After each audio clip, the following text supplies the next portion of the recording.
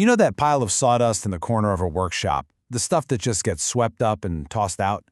What if I told you that's not trash? It's actually black gold in disguise.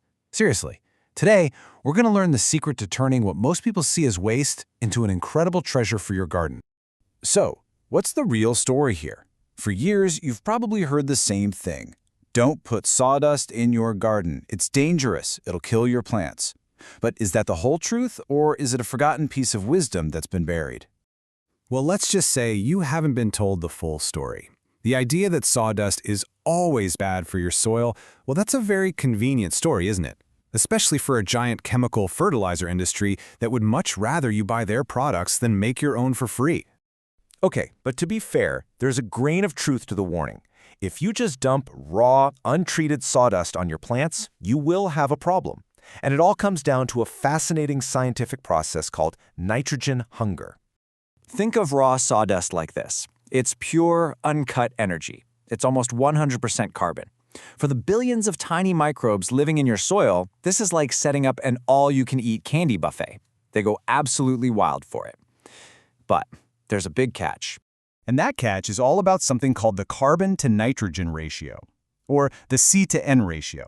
It's simple, really. Just like us, microbes need a balanced diet. Carbon is their energy, their carbs, but they also need nitrogen to build their bodies. That's their protein. And this chart right here just lays the problem bare.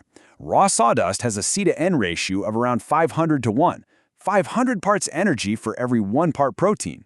But the microbes, they need a diet that's closer to 20 to 1. It's a ridiculously huge imbalance. It's like trying to live on nothing but sugar. So, what happens? Total panic.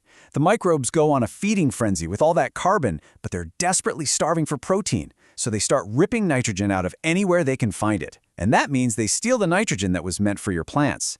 This is the nitrogen lockup. It's why plants turn yellow and just stop growing. But what if we could fix that diet before the sawdust even gets to the soil? What if we could do the work for the microbes ahead of time? That, my friends, is the absolute magic of composting. This is the alchemy that turns a huge problem into the perfect solution. So let's get to the recipe. This is the golden formula. You start with your high carbon source. That's our sawdust. Then you've got to add a high nitrogen source to balance it out. Things like rice bran or aged manure are perfect. Then you need a catalyst, a microbial inoculant to get the party started, and finally, just a bit of clean water. And the process itself is actually pretty simple. First, and this is a really important step, you have to pre-treat the sawdust to get rid of some natural toxins.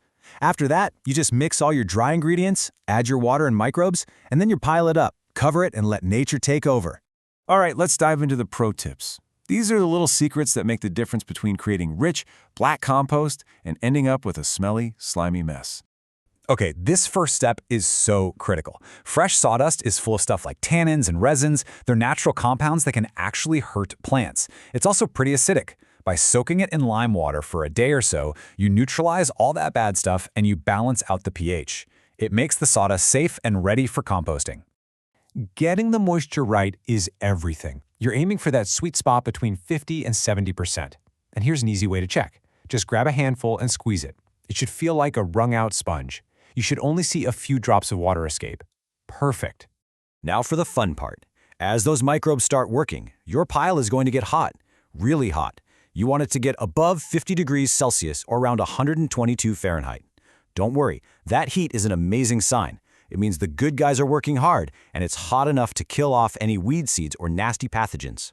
Now, at some point, you might see this white web-like stuff growing in your pile and think, oh no, what did I do wrong? But actually, this is the ultimate sign of success. This is a good fungus called actinomyces. Think of them as the elite special forces of decomposition. They break down the toughest stuff, and they even create natural antibiotics that protect your soil. So after all of that, when the process is finally done, what have you actually made? Let's put this stuff side by side with the chemical fertilizers you buy at the store. It's not even a fair fight. This quote just nails it. Chemical fertilizer is like a hospital IV drip for a plant. Yeah, it gives it a quick shot of nutrients, a temporary boost, but it does absolutely nothing for the soil itself. In fact, over time, it kills the life in the soil, leaving it hard, compacted, and dead. Your sawdust compost does the exact opposite. It's not just feeding the plant, it's feeding the soil. It's a bioactivator. You are repopulating the entire ecosystem under the ground. We're talking about an explosion of beneficial microbial life that builds a healthy, self-sustaining soil system. And look at the rewards. You're building amazing soil structure that holds water so you save on watering. You're providing a slow, steady release of nutrients for your plants. You are saving a ton of money. And you're taking a waste product out of the landfill and turning it into an environmental solution. It's a win-win-win-win. And after about a month or so, the transformation is complete. That light, coarse sawdust is gone. In its place, you have this dark, rich, crumbly humus. And the smell. Oh, it has that amazing, earthy smell of a forest floor right after it rains. That's the smell of life. So there you have it. The secret is out. That pile of sawdust isn't trash. It's a treasure chest, just waiting for you to unlock it. So the only question left is, what are you going to do? Are you going to throw it away? Or are you going to turn it into gold?